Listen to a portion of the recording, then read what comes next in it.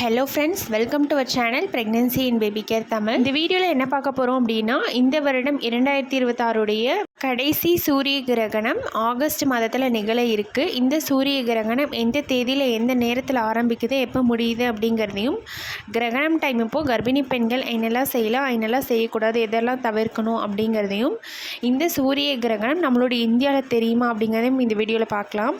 Video ஃபுல்லாக skip பண்ணாமல் முழுமையாக பாருங்கள். அப்போ தான் நான் என்ன சொல்கிறேன் அப்படிங்கிறது உங்களுக்கு புரியும். நம்மளுடைய சேனலை இப்போ தான் ஃபஸ்ட் டைம் பார்க்குறீங்க அப்படின்னா மறக்காமல் சப்ஸ்கிரைப் பண்ணிவிட்டு பாருங்கள். அப்போ தான் நான் போடுற வீடியோஸும் உங்களுக்கு நோட்டிஃபிகேஷனில் வரும். வாங்க வீடியோக்குள்ளே போகலாம். இந்த வருஷத்தில் பார்த்திங்கன்னா மொத்தம் 2 சூரிய கிரகணங்கள், 2 சந்திர கிரகணங்கள் நிகழ இருந்தது. ஆல்ரெடி ஒரு சூரிய கிரகணமும் ஒரு சந்திர கிரகணம் முடிஞ்சிருச்சு. இப்போ ஆகஸ்ட்டில் வரக்கூடியதுன்னு பார்த்தீங்கன்னா 2 கிரகணங்கள் நிகழ இருக்குது. ஒரு சூரிய கிரகணமும் ஒரு சந்திர கிரகணமும் நிகழ இருக்குது. இப்போ ஆகஸ்ட்டில் ஃபஸ்ட்டு வரக்கூடிய கிரகணம் என்னென்னு பார்த்தீங்கன்னா சூரிய கிரகணம். இந்த சூரிய கிரகணம் எந்த நாளில் வருது அப்படின்னு பார்த்தீங்கன்னா ஆகஸ்ட் 12ஆம் தேதி புதன்கிழமை ஆடி அமாவாசை நாளன்று இரவு 9:04 தொடங்கி நள்ளிரவு 1:28 வரை இந்த சூரிய கிரகணமானது நிகழும். அதாவது ஆகஸ்ட் 12ஆம் தேதி இரவு 9:04 தொடங்கி அதிகாலை, அதாவது நள்ளிரவு 1:28 வரை இந்த சூரிய கிரகணமானது நிகழும். மொத்தம் 4 மணி நேரத்துக்கு மேலே, 4.5 மணி நேரம் இந்த கிரகணம் நிகழ இருக்குது. இந்த கிரகணம், அதாவது இந்த சூரிய கிரகணம் நம்மளுடைய இந்தியாவில் இரவு நேரத்தில் தெரியும். அதாவது நம்மளுடைய இந்தியாவில் இரவு நேரம், மித்த நாடுகள்லாம், ஒரு சில நாடுகள்லாம் பகலாக இருக்கும். அங்கெல்லாம் இந்த சூரிய கிரகணமானது தெரியும். நம்மளுடைய இந்தியாவில் நைட் டைம் அப்படிங்கிறதுனால சூரியன் மறைவாக தான் இருக்கும். நம்மளுடைய இந்தியாவில் இந்த கிரகணம் தெரியாது.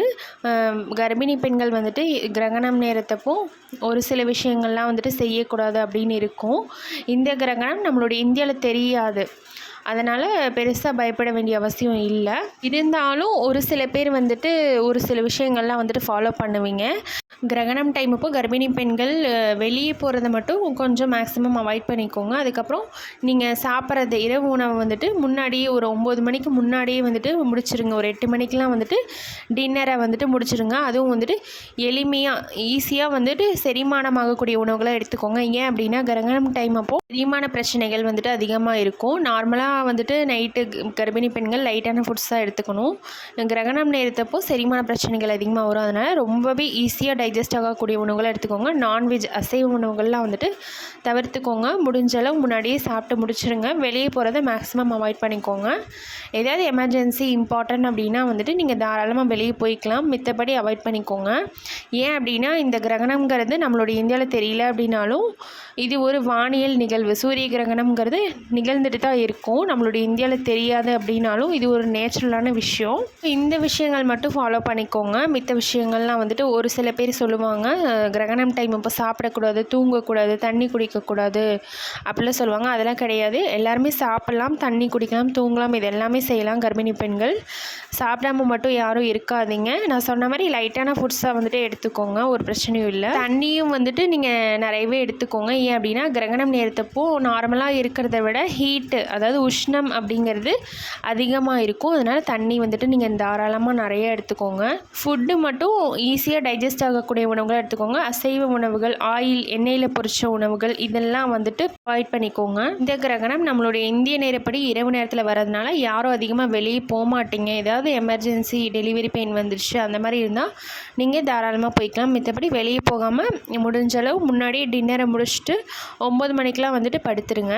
சூரிய கிரகணம்னா என்ன அப்படின்னா சூரியன், சந்திரன், பூமி இது மூன்றும் ஒரே நேர்கோட்டில் வரும்போது சூரியனோட ஒளியை சந்திரன் பூமி மேலே படாமல் ஒரு பகுதியாக அல்லது முழுவதுமாக மறைக்கிறது தான் சூரிய கிரகணம் அப்படின்னு சொல்கிறோம்.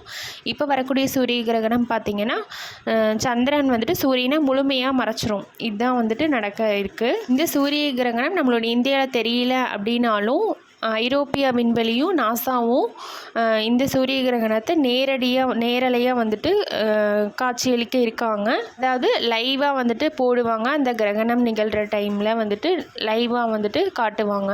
இந்த சூரிய கிரகணம் எந்தெந்த நாடுகள்லாம் தெரியும் அப்படின்னு பார்த்தீங்கன்னா கிரீன்லாண்ட், ஐஸ்லாண்ட், ஸ்பெயின், போர்ச்சுகல், அப்புறம் வடக்கு ரஷ்யா, இந்த இடங்கள்லாம் இந்த சூரிய கிரகணமானது தெரியும்.